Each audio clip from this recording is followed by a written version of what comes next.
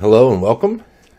Today for my very first YouTube video, I'm going to be doing a watercolor portrait in the style of Laovaan, who is a German YouTube artist. He specializes in doing like watercolor and digital and some other media, but he is just amazing at some of his portraits he does. It's a little bit abstract, but they're just very colorful and just amazing. So if you don't know who he is, you should definitely go check him out on his YouTube site. But today we're going to be doing my watercolor painting, and it's going to be interesting.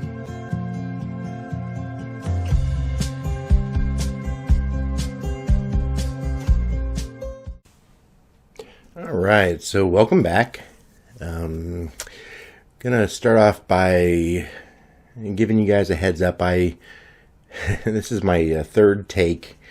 Ran into some different problems with my video editing software, and ended up deleting the first take on accident. The second take ended up having problems with the camera here. Basically it kept going in and out of focus, and so a good portion of the video was out of focus. I think I've got that fixed now. But the problem is that I've already started my project. So what I'm going to do is I'm going to, here in a few minutes, I think I'm going to try and get a time-lapse view of me doing starting this right here, and then if I can do that, I will put that in right here.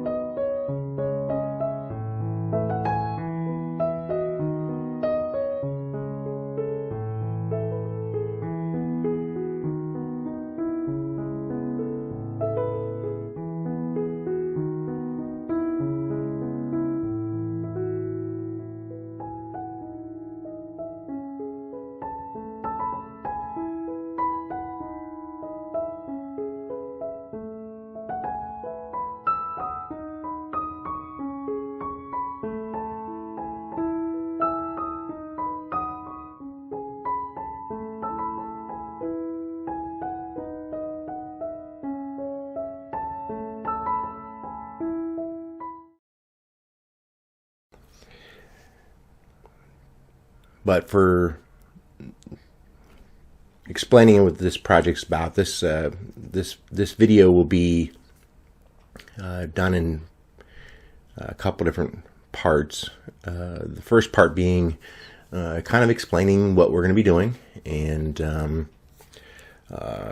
kind of illustrating some things here, and the second part, when I finish out the project, will be in time lapse, so that way I can just finish it out real fast for you, and you can still see what's going on, but that way you're not sitting here for hours with me while I paint this. So let me first explain what we're going to be doing. We're going to be painting a picture that my wife and I went on a trip, and when we were on the plane, we were looking out. She was looking out the window, and kind of glanced over and thought that would be a nice painting to do. So I snapped a picture, and that's the painting we're going to be doing today.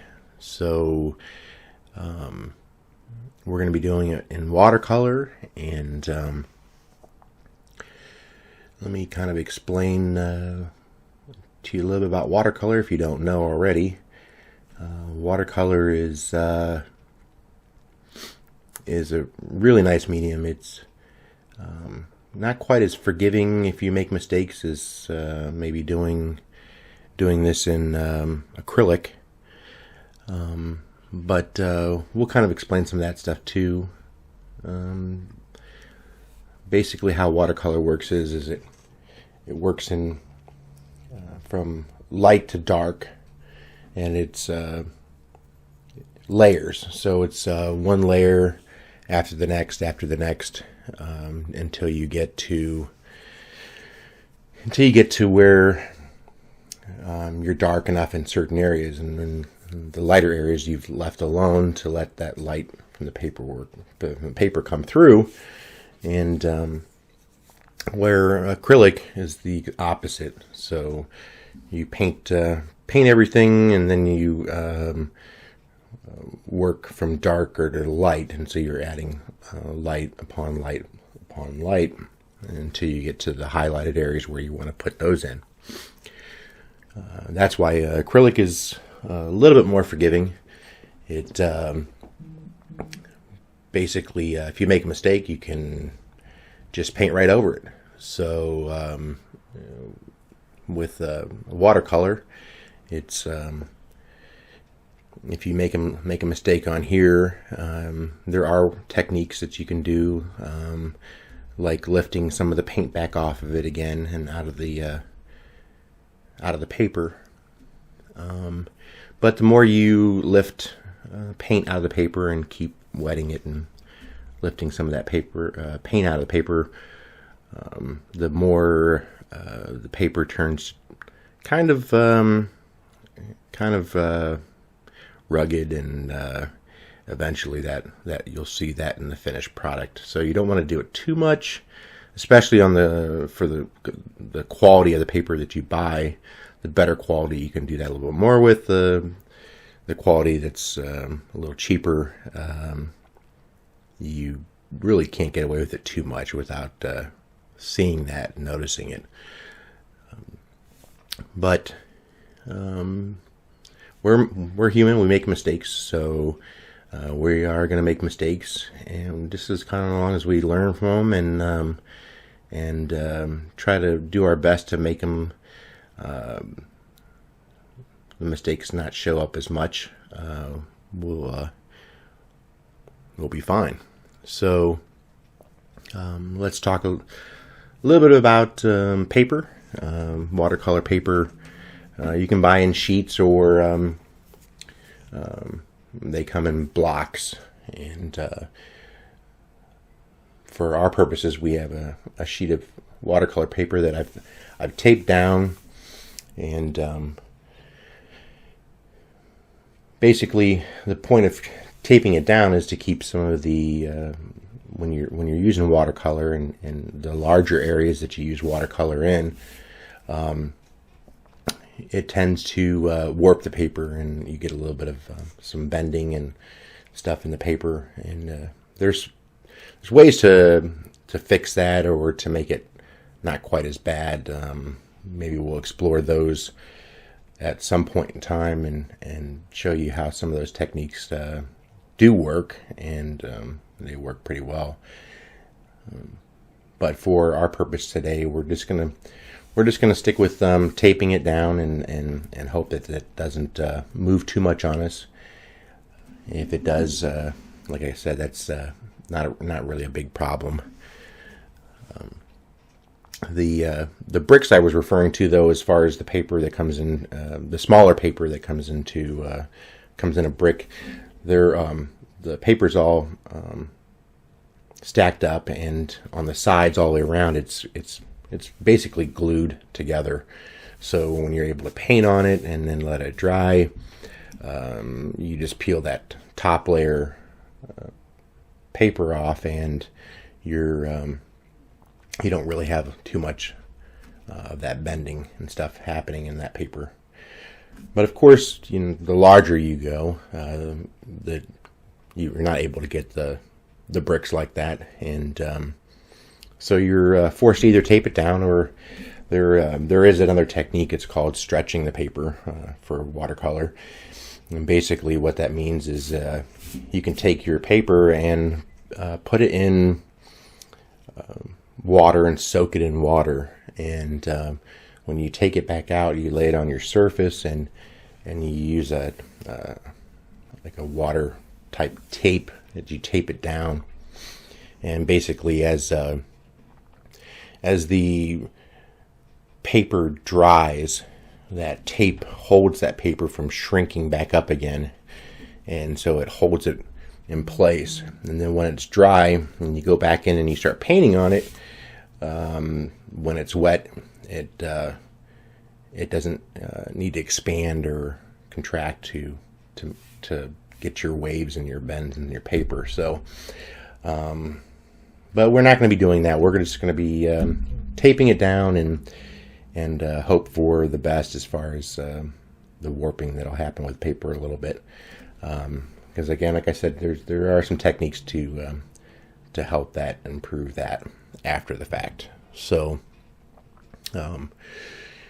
we're going to be working in a couple different techniques, and those are what they call wet on wet and wet on dry. So when you're working with a large area like this right here, and you basically might want to take and wet the whole area down and apply some paint to the area that's wet. When you're doing that, it tends to be real light and kind of just letting the paint go where it wants to go, and it usually dries pretty light and pretty subtle.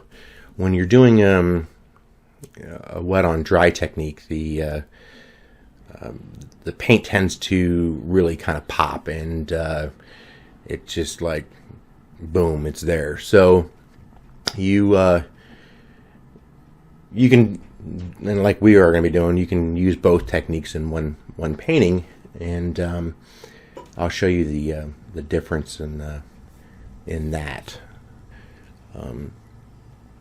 We'll be working with basically one color at a time. That's how I paint. I paint and do one area in one color, and then I'll clean out my brush and use a different color and paint a different area or more into that area that I've already painted. And basically you have to give your paper time to dry in between, but that's okay. I mean, you can take your time with it and just do it that way, or in the style of Laovaan. He's pretty interesting how he works, which may be better. I don't know, but he'll paint one area here, and then he'll paint another area over here, and then he'll change colors and then paint over here, and then change colors and paint a little bit over here and add a little bit over here. So he moves around quite a bit. So maybe that's to let the paper dry, or just kind of his style. But like I said, I typically just work in one color and go from there. So I'm going to finish out talking a little bit more to you while I'm painting here, and we'll finish up this part one of this this video here. But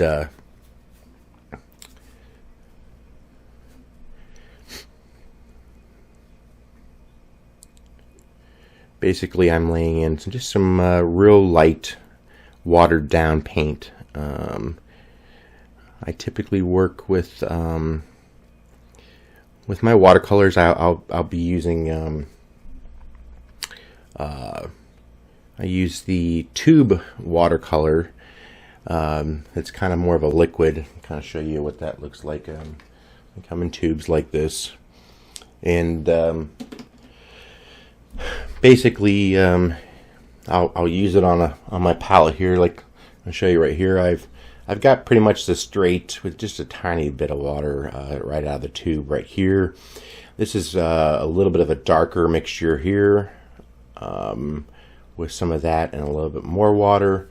And then over here I've got a mixture of a lot of water with just a little bit of paint. And I actually might add a little bit more water to that because it's looking a little dark. So this typically will go on real light, and then you can start building up with a little bit more paint in there. If you really want to go really dark and in depth, you can go with a little bit thicker watercolor there. But I'm just going to lay in some more areas like I was saying, and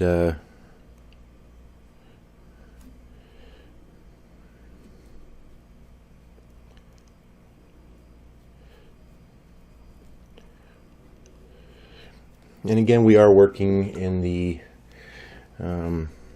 wet on dry technique. So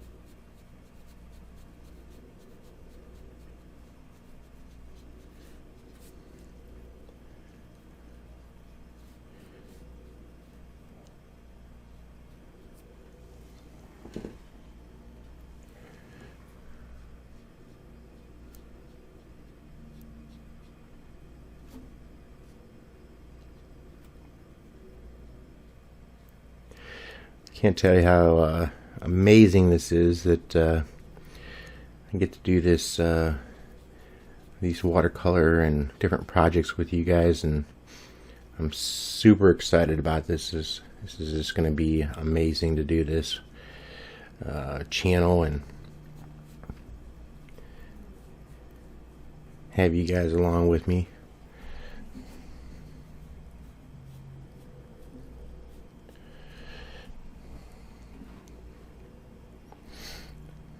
Normally I'll put some classical music on and kind of just sit here and paint and relax, and especially after a long day at work, this really helps me to relax and just unwind. Really therapeutic.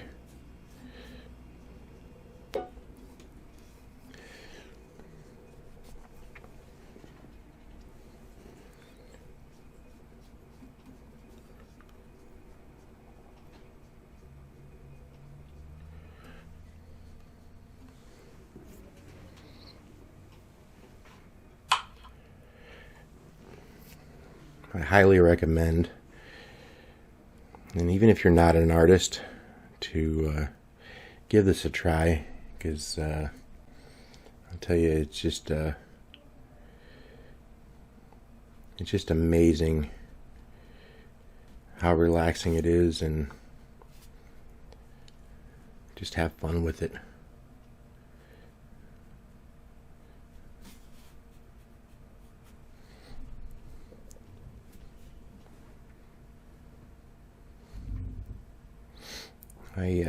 Hopefully I'll get to the point where I can I'll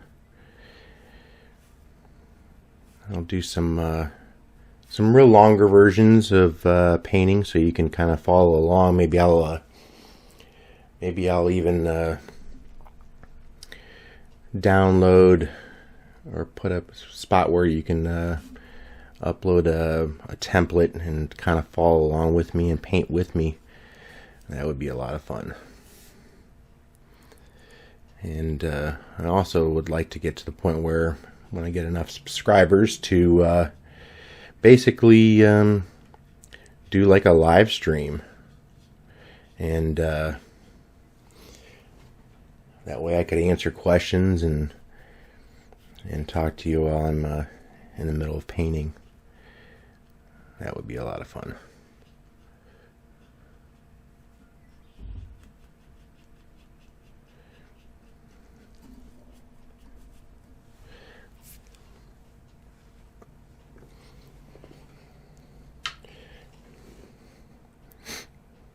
And want to give some shout outs real quick to some people that have been really supportive for this channel and me doing this stuff on here. They've really helped me in a bunch of different ways to get going, and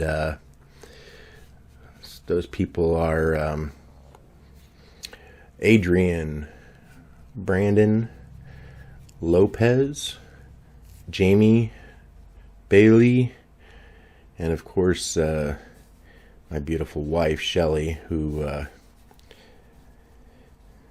has helped me not only with this, but with a lot of things, and for being just an amazing wife.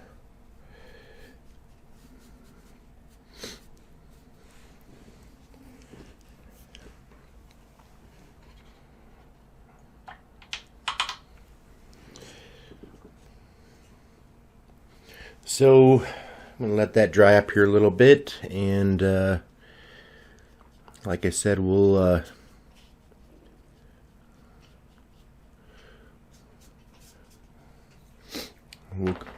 finish up with the speed painting, and I'll narrate that as it finishes up. And so that's it for part one. Hope to see you back for part two, and don't forget to subscribe.